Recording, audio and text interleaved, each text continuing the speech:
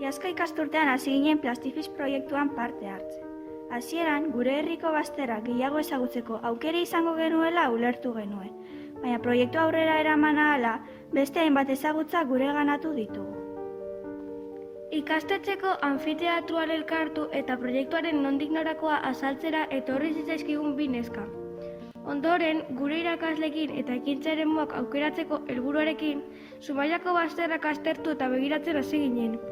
Plastikoz betetako inguruak ikusteko ez dugu lurrutira joan behar egiaztatu ahal izan genuen.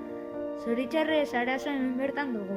Lanketa hauen ondoren Urela ibai inguruko eta Flixeko hondakinak jasotzera joateko eguna zehaztu genuen. Baina pandemiak bete-betean harrapatu eta etxeetan gelditu behar izan genuen.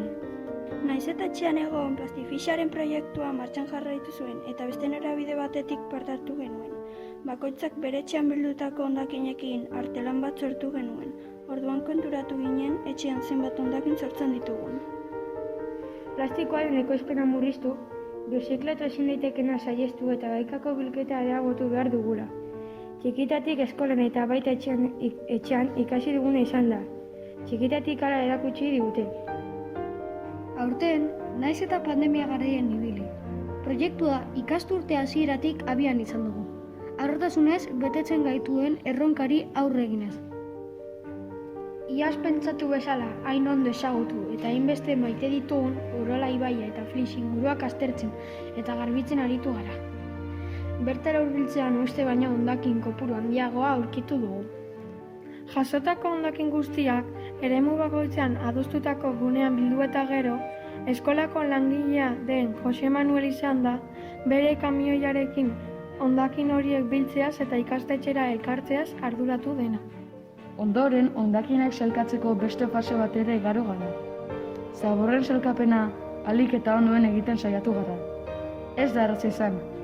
Denetarik aurkitu dugu. Zabor organikoa, mota guztietako plastikoa, beira, papera, errefusa, metalezko objektuak, botikak, gurpilak, eta ezin ditugu ahaztu han bertan utzitako hildako animaliak. Ardi bat, txori bat eta sagu bat edo beste. Jose Manuel izan da, Alaber hondakinak garbigunera eraman eta bildutako zaborraren bisaketaz arduratu dena. Horrela, jasotakoaren zenbatekoa jakiteko aukera izan dugu. Azkenik, proiektuaren bukaeran jabetu gara zein leku ederrean bizi garen, baina ez diegula behartuen bezalako zaintza eskaintzen. Horrelako lanketak naturalegiko sentsibilizazio hausnarketa bat egitera eraman gaitu.